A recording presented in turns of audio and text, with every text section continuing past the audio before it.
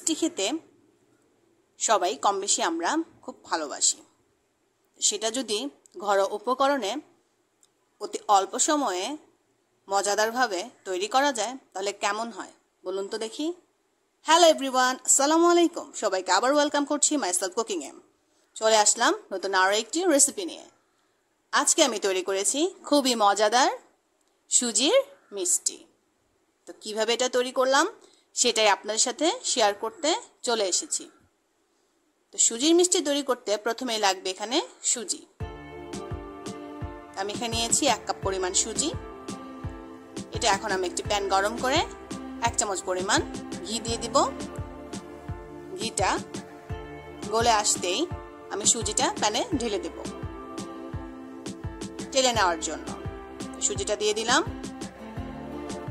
দিয়ে দিব একটু পরিমাণ মতো লবণ।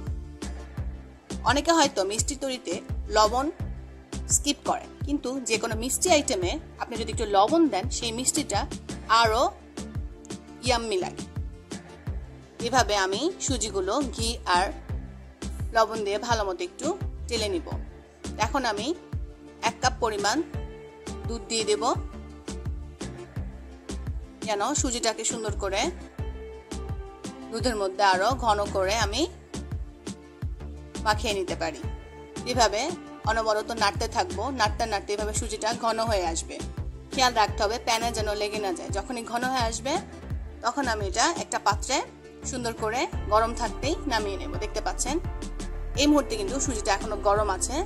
এখন আমি একটু মেলে দিয়ে এটা আমি ডো তৈরি করার জন্য দিয়ে দিলাম একটু ঘি, 2 চামচ পরিমাণ গরুর দুধ আর একটু বেকিং পাউডার। এভাবে এখন আমি সুন্দর করে হাত দিয়ে সুজির ডোটাকে তৈরি করার চেষ্টা করছি।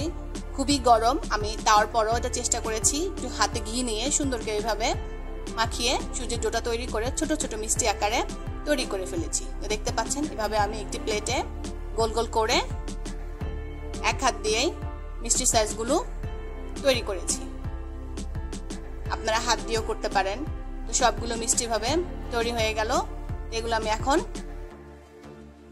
একটু শিরা করব, সেজন্য একটা পাত্রে 1 কাপ পরিমাণ চিনির সাথে 2টো এলাচ দিয়ে 1 কাপ পরিমাণ পানি দিয়ে কিছুক্ষণ ফুটিয়ে নিয়েছি। বেশিক্ষণ রাখিনি, একদম ঘন করিনি। তো আরেক দিকে আমি পাত্রে তেল গরম করে সুজির মিষ্টিগুলোকে ভাজার জন্য একটা একটা করে আমি দিয়ে দিলাম।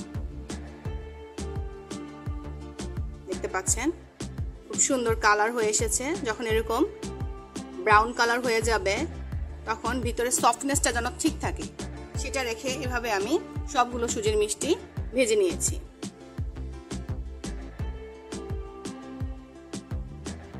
দেখতে পাচ্ছেন।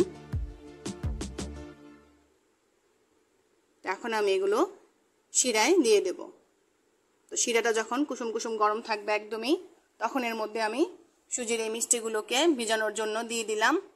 তারপরে অল্প আঁচে একটুখানি রেখে আমি ঢাকনা দিয়ে রেখে দেব ঘন্টাখানেকের জন্য, যেন শিরায় মিষ্টিগুলো ভিজে ডাবল হয়ে ফুলে উঠে। এখন আমি ঢাকনাটা দিয়ে দিব।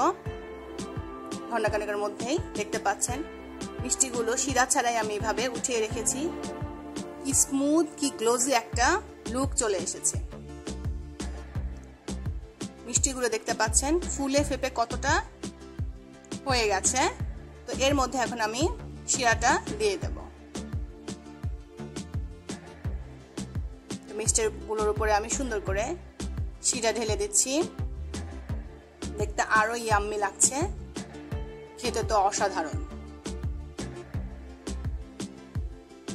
এইভাবে যদি আপনি ঘরোয়া উপকরণে অতি অল্প সময়ে আপনার ফ্যামিলি মেম্বার বা আপনার বাচ্চার জন্য, এমনকি আপনার অতিথি আপ্যায়নও তৈরি করে নিতে পারেন খুবই মজাদার এই সুজির মিষ্টিটি। আশা করি আমার এই সুজির মিষ্টির রেসিপিটা সবার ভালো লেগেছে। তাহলে যদি যারা আমার এই ভিডিওটা দেখেছেন, ভিডিওতে একটা লাইক দিয়ে দিবেন।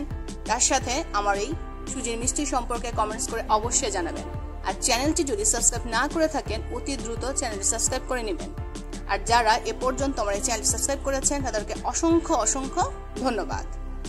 তো দেখতে থাকুন মিষ্টিগুলো দেখতে কতটা ইয়াম্মি হয়েছে। দেখতে পাচ্ছেন।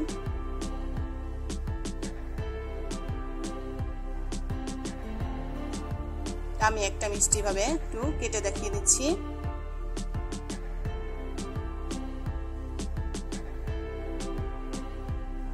ভিতরে কত সফট, একদমই পারফেক্ট মিষ্টির মতো লাগছে, আর মুখে দিলে একদম মিলে যাবে।